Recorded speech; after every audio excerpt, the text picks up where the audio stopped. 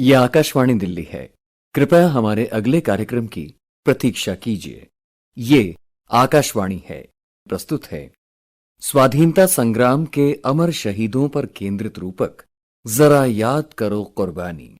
आलेख प्रवीण सक्सेना। प्रस्तुतकर्ता डॉक्टर संजय सिंह वर्मा। बोलिए सब मिल महाशय मंत्र वंदे मातरम। तीनों भुवन में गूंज जाए शब्द वंदे मातरम। जला अस्थियां बारी बारी, चिटकाई जिनमें चिंगारी। जो चढ़ गए पुण्य वेदी पर, लिए बिना गर्दन का मूल। खलम आज उनकी जय बोल, खलम आज उनकी जय बोल। महाकवि रामधारी सिंह दिनकर की ये पंक्तियां आज भी हमें रोमांचित कर देती हैं, क्योंकि ये वही शहीद थे जिनके बलिदानों ने हमें आजाद हवा में सांस लेने की सौगात दी है, बेफिक्र होकर सोने का साहस दिया है और इस धरती को अपना कहने का अधिकार दिया है। हमारी आजादी, हमारी स्वतंत्रता वो अनमोल धरोहर है जो कड़े संघर्ष के बाद हमें हासिल हुई।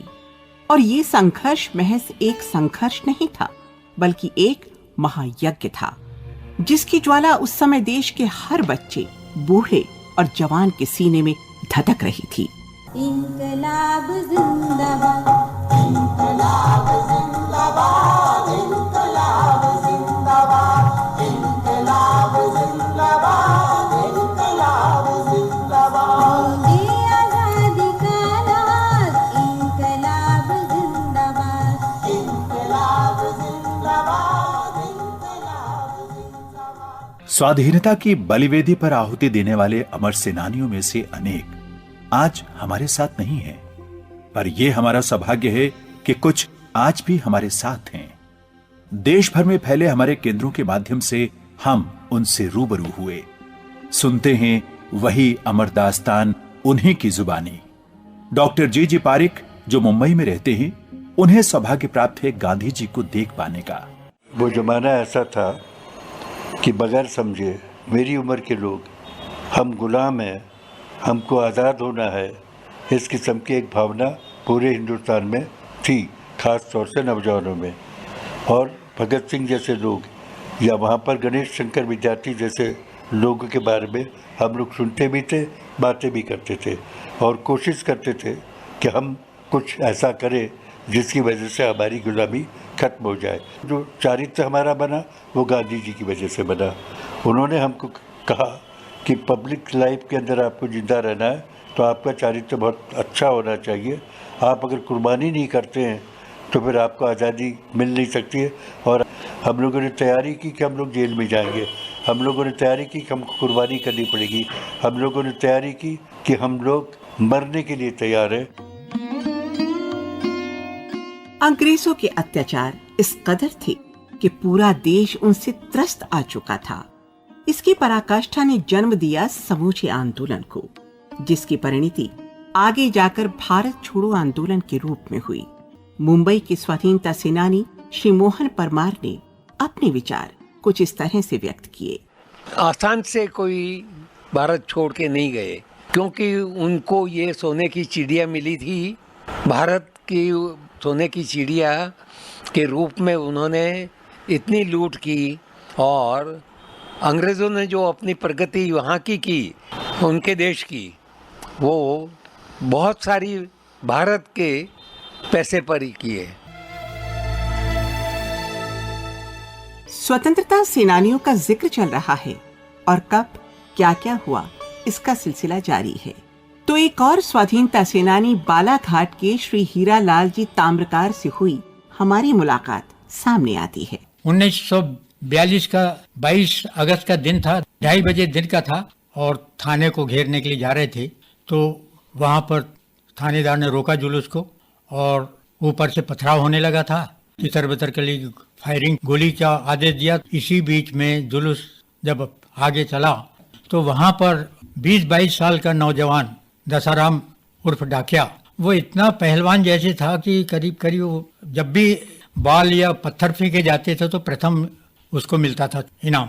दुर्भाग्य ये था कि वो एक दीवार की आड़ थी तो पूरा शरीर निकाल के वो पत्थर फेंक रहा था, तो जब फायरिंग हो रही थी तो बाएं हाथ से फेंक रहा था तो एक गोली आके लगी, बाएं सीने पे लगी और भारत माता की जय और वंदे मातरम का 3 चक्कर लेके वहीं दसाराम गिरा और ढेर हो गया। वो आज ऐसा दिख रहा है कि आज मुझे सामने वो घटना हो रही तो आंख से ऐसे आंसू निकल रहे कि हमारा एक बड़ा भाई शहीद हुआ। सरफरोशी की तमन्ना अब हमारे दिल में है, देखना है दौर कितना बाजुए कातिल में है, देखना है दौर कितना बाजुए कातिल में है। हमारे संग्रहालय से कुछ अमर ध्वनियां हमें प्राप्त हुई। ये वो लोग हैं जो आज हमारे बीच नहीं हैं, मगर हमारे स्वाधीनता संग्राम से जुड़ी उनकी यादें आज भी हमें रोमांचित कर देती हैं। नेताजी की आजाद हिंद फौज का योगदान भला हम कैसे भूल सकते हैं। अत्यंत कम संसाधनों में एक पूरी सेना खड़ी कर लेना और भारत के पूर्वोत्तर हिस्सों और अंडमान तक अपनी सशक्त उपस्थिति और संघर्ष से अंग्रेजों की नाक में दम कर देना केवल नेताजी के ही बस की बात थी। उसी ऐतिहासिक फौज से महिला ब्रिगेड की कैप्टन लक्ष्मी सहगल। आज़ादी सबके लिए है और सिर्फ पुरुष हमारा महिलाओं को क्या हो गया, इसलिए एक महिला फौज हम बनाएंगे और उसका नाम भी हम देंगे रानी ऑफ झांसी के नाम से, क्योंकि 1857 का लड़ाई में सिर्फ रानी झांसी नहीं है, उनके साथ अनेक साधारण महिलाएं तो हिस्सा लिया। उनका भूमिका तो बहुत महत्वपूर्ण रहा, इसलिए उनके नाम से हम एक रेजिमेंट बनाना चाहते हैं महिलाओं को। इसी कड़ी में एक और यादगार मुलाकात भी आपके साथ साझा करना चाहेंगे। सैंडर्स वध के बाद भगत सिंह, राजगुरु और सुखदेव की लाहौर से भागने में अहम सहयोगी रही दुर्गा भाभी के नाम से कौन परिचित नहीं होगा। इस घटना के बाद लाहौर से ये अमर शहीद अंग्रेजों को चकमा देकर कैसे निकल गए, बता रही हैं स्वयं दुर्गा भाभी। 10:30 बजे भगत सिंह आया तो भगत सिंह दाढ़ी वाड़ी साफ और चेस्टर पहने हुए, पैंट पहने हुए और वो फेल्ट हैट लगाए हुए सुखदेव के साथ, और राजगुरु वो नौकर बना हुआ एक फटी दरी का बंडल पीठ पे लगाए हुए लादे हुए वो आया। 10:30 बजे मैंने कुंडी खोली, मैं बड़ी परेशान, आज हमारे खाना भी नहीं बना, ये मेहमान आए हैं या मिलने आए हैं। ये खैर उसको तो बेचारे को नौकर समझ के, राजगुरु को तो हमने कमरे में तख्त पड़ा था, हमने कहा बैठ जाओ, वो अपना बिस्तर लेके बैठ गया। सुखदेव ने कहा मेरे से, कहने लगा कि भाभी जी तुसी ये नहीं पहचानिया जाटनू। मैं बड़ी हैरान, मैं क्या कहूँ हाँ या नहीं। कहीं और सारे जाट हैगा। मुझे हंसी आ गई, हम लोग सब हंस पड़े। सुखदेव ने कहा कि भाई आप बाहर जा सकती हैं। अब मैं ये नहीं पूछ सकती हूँ कि जा सकती हूँ कई दिन के लिए, कहाँ, कितनी दूर, क्यों। जाते हुए उसने कहा कि देखो इन 2 आदमियों को आपको ले जाना है। जाते हुए सुखदेव ने मुझे एक रिवॉल्वर और पिस्तौल दिखाई, कहने लगा ये साथ रख लो और मेम साहब बन के जाना, ऐसे ही नहीं जाना। तो हम लोग तीनों टांगे में बैठ के चले गए। ताला ताली रात को ही हमने रख दिया था क्योंकि नौकर देर से आता। हमने घर को ताला बंद किया तो हम निकले, खटापट निकल गए अपने स्टेशन से मजे में। उसने आधा मुंह तो अपना हेड से ढक छोड़ा, आधा एक चेस्टर से ढक छोड़ा और आधे में मेरे लड़के को गोद में ले लिया। उसको गोद में लिया तो इधर का हिस्सा भी ढक गया। दाहिने हाथ उसका अपना पॉकेट में था पिस्तौल पर। हम भी तैयार थे लेकिन हम गाड़ी में बैठ गए। न एक हाथ शस्त्र हो, न साथ एक अस्त्र हो, न अन्न नीर वस्त्र हो, बढ़े चलो न एक हाथ शस्त्र हो, न साथ एक अस्त्र हो, न अन्न नीर वस्त्र हो, बढ़े चलो। गांधीवादी चिंतक, विचारक, इतिहासकार और प्रखर स्वाधीनता संग्राम सेनानी डॉक्टर विशंबर नाथ पांडेय ने न सिर्फ आजादी की लड़ाई में भाग लिया, अपितु अनेक घटनाओं के साक्षी भी बने। राजशेखर व्यास द्वारा दूरदर्शन के लिए बनाई गई फिल्म शताब्दी के गवाह से हमें कुछ मार्मिक प्रसंग मिले। अहिंसा की ताकत क्या थी उस समय, बता रहे हैं स्वयं डॉक्टर विशंबर नाथ पांडेय। मैं इलाहाबाद में था और आंदोलन का प्रमुख था, सत्याग्रह आंदोलन का, शहर का। हमने ऐलान किया कि आज शहर में हड़ताल होगी, दुकानें बंद रहेंगी। मुझे 8 बजे इत्तला मिली कि शहर की सारी दुकानें बंद हैं, सिर्फ 4 ऐसी दुकानों के कि जहां से शाम को जुलूस निकलने का आपने ऐलान किया। वो दुकानदार दुकान बंद नहीं कर रहे हैं। मैं गया, वहां जाके उनको दुकानदारों को समझाया कि भाई आप क्यों नहीं पूरे शहर वालों के साथ देते, गांधी जी पकड़े गए हैं, जेल गए हैं। तो उन्होंने जवाब दिया कि गांधी जी जेल क्या गए, गांधी जी मर जाएं तब भी हम दुकान बंद नहीं करेंगे। शाम को जब हम इकट्ठा हुए तो हमारी स्ट्रेटजी ये थी कि अगर हम खड़े रहेंगे तो पुलिस के घोड़े आकर के हमको भगा देंगे, बैठेंगे तब भी वो हमको उठा करके अलग कर देंगे। तो ये तय हुआ कि सब लोग लेट जाएंगे और चेन बना करके लेटेंगे, 4-4 आदमी लेट गए हम लोग। वहाँ से घुड़सवार पुलिस आई, उनसे कहा गया कि इनके घोड़े दौड़ाओ इनके ऊपर। उन्होंने घोड़े दौड़ाए। हम लोगों में से किसी का हाथ टूटा, किसी का पैर टूटा, किसी का सिर फूटा। चारों तरफ एक खूनी खून दिखाई देने लगा। हम लोगों में से मरा कोई नहीं सत्याग्रहियों में से, लेकिन 4 आदमी उस दिन मरे, बलिदान हुए। वो कौन थे? वो वही दुकानदार थे कि जो सवेरे कह रहे थे गांधी मर जाए तब भी हम दुकान अपनी बंद नहीं करेंगे। जब उन्होंने अहिंसात्मक तरीके से लोगों को इस तरह से जख्मी होते देखा तो उनसे रहा नहीं गया। वो अपनी दुकान से कूद के आए, घोड़ों की लगाम उन्होंने पकड़ ली और उसके बाद कहने क्या कर रहे हो तुम, इन लोगों को, निहत्थे लोगों को इस घोड़े इस तरह चला। उन्हीं के ऊपर घोड़े चला दिए गए और आखिर में उस दिन बलिदान का चेहरा उन्हीं लोगों के हाथों में। तो गांधी जी की अहिंसा कुछ इस तरह काम करती है कि उसको आदमी देखने वाला भी बर्दाश्त नहीं कर सकता, वो उस पर भागीदार बन जाता है। और उस दिन के भागीदार, वो दुकानदार उस दिन के भागीदार बन गए।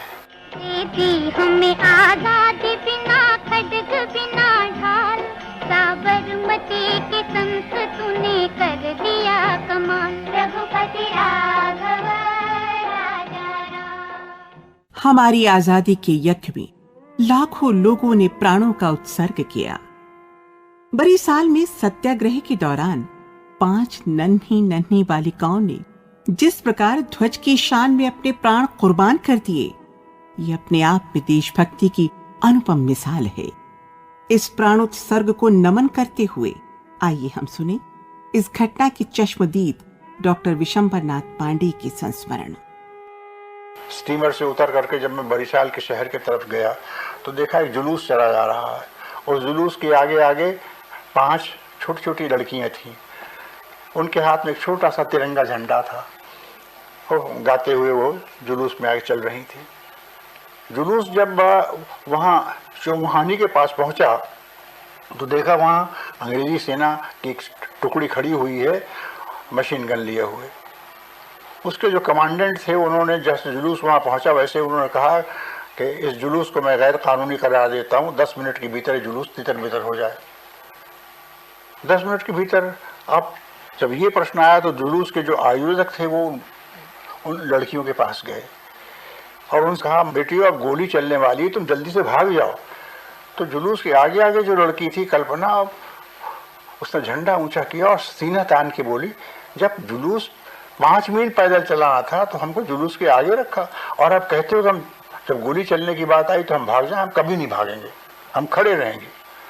और जैसे कि साक्षात छोटी सी दुर्गा एक अब झंडा ऊंचा करके सीना तान के खड़ी हो गई।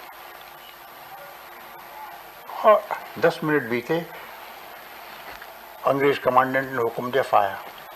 सबसे पहले निशाना कल्पना को बनाया गया, छोटी लड़की को। तड़ातड़ गोलियां निकली, आधे मिनट के भीतर वो शहीद होकर गिर पड़ी। झंडा नहीं गिरा, दूसरी लड़की ने झंडा पकड़ लिया, वो भी इसी तरह मर के गिरी। तीसरी गिरी, चौथी गिरी, जब 5वीं के गिरने की बात आई तो वो झंडा उसने जोर से अपनी छाती पे, सीने पे पकड़ा और चित्त होकर के अपनी नन्ही नन्ही सहेलियों की लाशों के ऊपर गिरी। फिर किसी को झंडा पकड़ने की जरूरत नहीं रही। विजयी विश्व तिरंगा प्यारा, झंडा ऊंचा रहे हमारा, विजयी विश्व तिरंगा प्यारा, झंडा ऊंचा रहे हमारा। सदा शक्ति सरसाने वाला, सदा शक्ति सरसाने वाला, प्रेम सुधा बरसाने वाला, प्रेम सुधा बरसाने वाला, वीरों को हर्षाने वाला, वीरों को हर्षाने वाला। मातृभूमि का तन मन सारा, मातृभूमि का तन मन सारा, विजयी विश्व तिरंगा प्यारा, झंडा ऊंचा रहे हमारा। इस अमर ध्वज गीत के रचयिता और स्वाधीनता संग्राम सेनानी श्यामलाल पार्षद। हरिपुरा कांग्रेस में जब मैं गया और वहाँ पर आखिरी दिन जो झंडा गीत गाया गया, उसमें सुभाष चंद्र बोस, महात्मा गांधी, जवाहरलाल नेहरू, सारे नेताओं ने और कम से कम 50,000 आदमियों की भीड़ में जब गीत गाया गया, मैं बीच में बैठा हुआ गीत सुन रहा था। मेरे पास जगदम्बा प्रसाद हितैषी कवि बैठे हुए थे। उन्होंने मुझे आह्लादित देख करके पूछा कि इस वक्त तुम्हारे मन में क्या हो रहा है। मैंने कहा मेरे मन में हो रहा है, मेरा जीवन आज सार्थक हो गया, आज के बाद कोई झंडा गीत न गावे तो भी मैं अपने को कृतार्थ मानूंगा। सत्य की विजय करके दिखाए, सत्य की विजय करके दिखाए, तब होवे प्रण पूर्ण हमारा, विजयी विश्व तिरंगा प्यारा, झंडा ऊंचा रहे हमारा। सागर मध्य प्रदेश के ज्वाला प्रसाद ज्योतिषी जो न सिर्फ एक प्रखर स्वतंत्रता संग्राम सेनानी थे, अपितु अपनी ओजपूर्ण कविताओं के लिए भी जाने जाते थे। अपनी अमर रचना के माध्यम से वे उन अमर सेनानियों को याद कर रहे हैं। मेरे शत शत प्रणाम उन सब के चरणों में जो कि लोकहित के लिए फांसी के तख्ते पर झूल गए।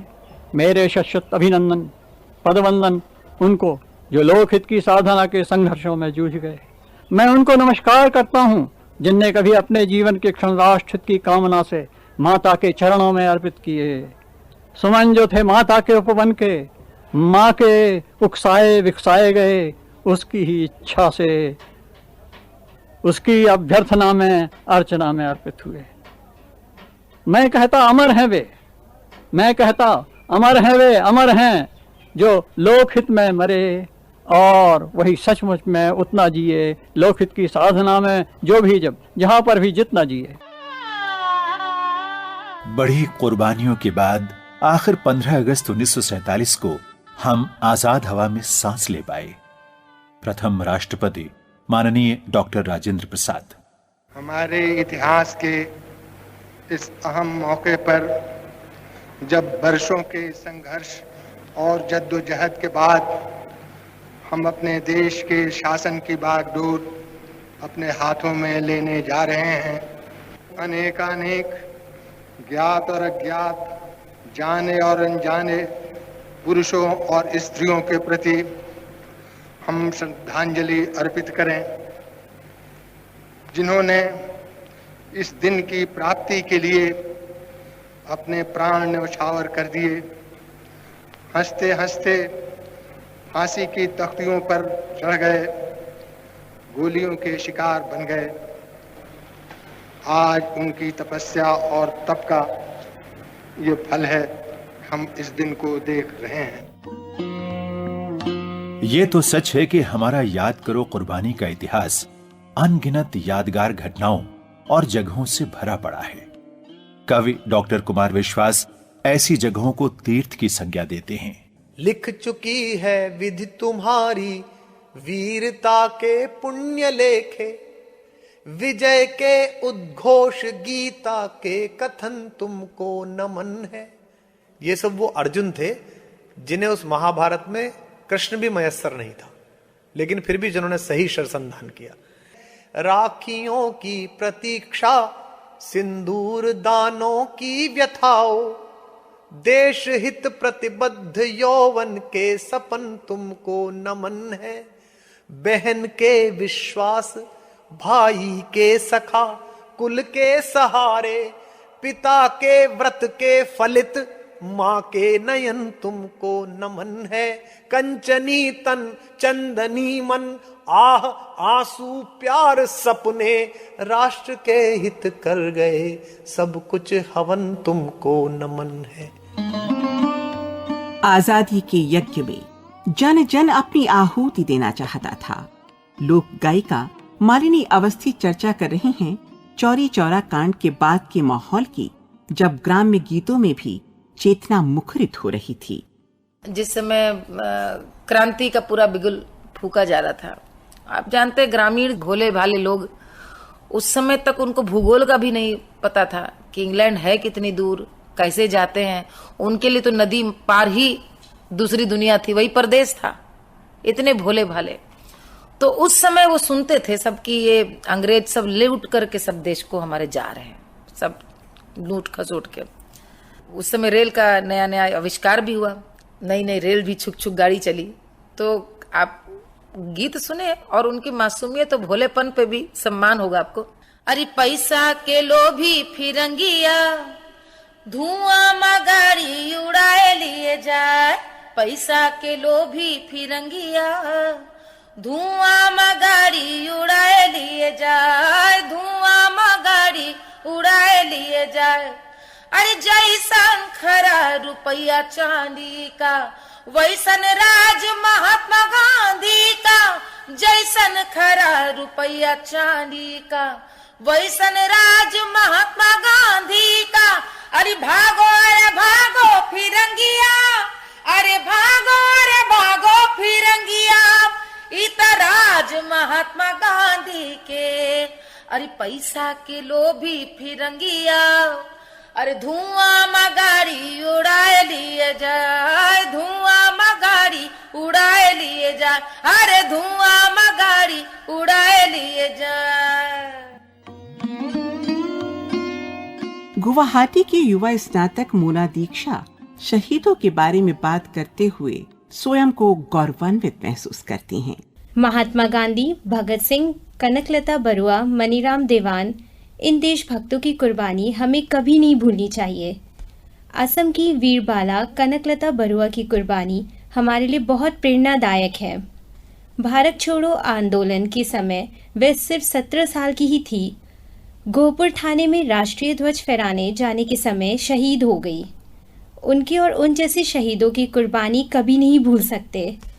शहीदों को याद करते हुए मैं ये बोलना चाहती हूँ, आओ झुककर सलाम करें उनको जिनके हिस्से में ये मुकाम आया है। खुशनसीब है वो लोग जिनका लहू देश के काम आया है। वीर शहीदों की इस कुर्बानी की अहमियत को समझने वाले कुछ ऐसे भी लोग हैं जो इसे दूसरों तक पहुंचाने का बीड़ा खुद ही उठा लेते हैं। हमारे साथ हैं गुवाहाटी से शिक्षक तृप्ति। आज का विद्यार्थी देश का भविष्य है। इसी बात को ध्यान में रखकर मैं विभिन्न अवसरों पर हमारे प्यारे विद्यार्थियों को भारत के स्वतंत्रता संग्राम से जुड़े शूरवीरों की गाथा सुनाती हूँ। मेरा पूरा विश्वास है कि इन वीर गाथाओं से उन्हें प्रेरणा मिलती है। देश की स्वतंत्रता के आंदोलन को जहां वरिष्ठ लोगों ने अपनी सोच और विचारों से ऊर्जा दी, वहीं युवाओं ने अपना जोश और जुनून दिया। बड़ोदरा से रुचि पटेल। भारत के इन सपूतों को हम अपने दिलों में हमेशा जिंदा रखेंगे। दोस्तों, अब समय आ गया है कि हमें देश के युवा को अपनी जिम्मेदारी समझनी होगी। स्वामी विवेकानंद ने देश के युवा को हमेशा बढ़ावा दिया। उनके विचार आज भी हमारे मन को प्रभावित करते हैं। देश के लिए ये बहुत ही प्रसन्नता की बात है कि नई पीढ़ी को भी उन कुर्बानियों का एहसास है। उन्हें एहसास है कि किस किस से हमें क्या क्या सीखने को मिला। विशाखापट्टनम की छात्रा ऐश्वर्या। महात्मा गांधी जी ने हमें सत्य और अहिंसा का पाठ पढ़ाया। डॉक्टर अंबेडकर जी ने हमें जाति भेदभाव को हटाने के लिए प्रेरित किया। एकता ही शक्ति है, हमें सरदार वल्लभ भाई पटेल जी ने सिखाया। और सुभाष चंद्र बोस जी की कहानियों से हमें पता चलता है कि एक नेता की पहचान सारी सुख सुविधाओं को त्याग करना ही पहला गुण है। तो हम नौजवानों का भी फर्ज बनता है कि हम भी अपने समाज के लिए करें। जब भी हमें लगे हम नौजवानों को कि हम कमज़ोर पड़ रहे हैं, तो हम उन स्वतंत्रता सेनानियों को जो इन्होंने इतनी कुर्बानी दी है उन्हें याद करें। कुछ ऐसी ही सोच के साथ आप हैं लखनऊ के युवा आशुतोष मिश्रा। आज हम अपने लिए हर मायने में आजादी चाहने वाले लोगों को ये बिल्कुल भी नहीं भूलना चाहिए कि अगर वे क्रांतिकारी भारत माँ के सच्चे सपूत न होते तो शायद हमारी आंखें आजादी का सूरज नहीं देख पाती। उन क्रांति दूतों की जलाई हुई आजादी की मशाल का ही एक करिश्मा है कि आज हम स्वतंत्र भारत में खुलकर सांस ले पा रहे हैं। कोलकाता से हमारे साथ हैं प्रोफेसर सत्या उपाध्याय। पराधीन सपनों सुख नहीं, आज की हमारी नई पीढ़ी यह वास्तव में जानती ही नहीं है कि पराधीनता क्या चीज़ होती है। यह तो उनसे पूछो जिसके पांव फटी बिवाई। आज हम स्वतंत्र हैं, जिसने हमें इस योग्य बनाया है। उन बलिदानी मातृभूमि के वीर सपूतों के प्रति मैं अपनी प्रणति निवेदन करती हूँ। हमारी नई पीढ़ी उनकी कीमत समझे तो हमारा देश पूरे विश्व का गौरव होगा, ये मेरा दृढ़ विश्वास है। अब हमारे साथ हैं केंद्रीय मंत्री डॉक्टर वीरेंद्र कुमार। ये भारत माता को आजाद कराने के लिए उसमें हिंदू, मुस्लिम, सिख, ईसाई सबने जो है ना अपने प्राणों की आहुति लगाई थी। हमारे लिए देश पहले है, हम बाद में हैं। हम भारत माँ की संतान हैं। ये भाव अगर हम हिंदुस्तानियों में अगर बना रहेगा तो हम आज़ादी के मूल्य को भी जानेंगे। हम भूलते जा रहे हैं, हम गणेश शंकर विद्यार्थी के बलिदान को भूलते जा रहे हैं, हम चंद्रशेखर आज़ाद के बलिदान को भूलते जा रहे हैं, हम भूलते जा रहे हैं भगत सिंह को, हम भूलते जा रहे हैं सरदार उधम सिंह को, हम मदन लाल ढींगरा को, हम वीर सावरकर को, लाल पाल बाल को, हम चाफेकर बंधुओं को। यानी ये नाम हमारी नई पीढ़ी इन नामों को जानती भी नहीं है।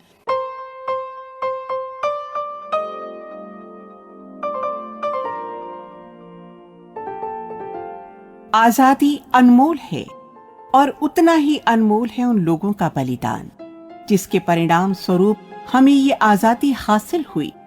हमारा प्रयास था कि उस स्मृति को सबके दिलो दिमाग में ताजा रख सकें, एक जज्बा जगा सके दिलों में कि हम इस आजादी की कीमत पहचानते हैं।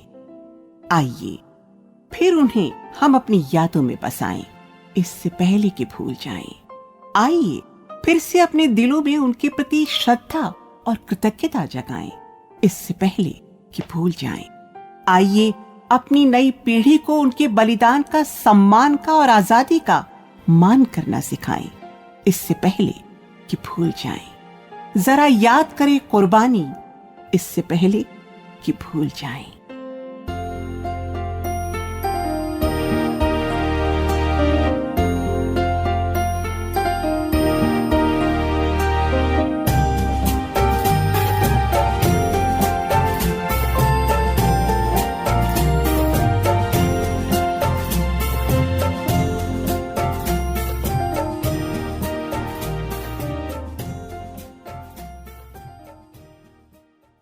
जरा याद करो कुर्बानी।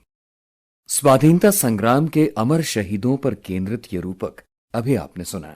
आलेख प्रवीण सक्सेना, वाचक स्वर डॉक्टर ऋतु राजपूत और जैनेन्द्र सिंह, काव्यांश वाचन अभिनय श्रीवास्तव, विशेष सहयोग मिलिंद देशपांडे, प्रस्तुति सहयोग नवोदिता मिश्रा, प्रस्तुति सहायक हरदीप सिंह, प्रस्तुतकर्ता डॉक्टर संजय सिंह वर्मा। आकाशवाणी और दूरदर्शन के केंद्रीय ध्वनि अभिलेखागार के सहयोग से केंद्रीय हिंदी रूपक एकांश द्वारा तैयार ये कार्यक्रम आकाशवाणी के दिल्ली केंद्र से प्रसारित किया गया।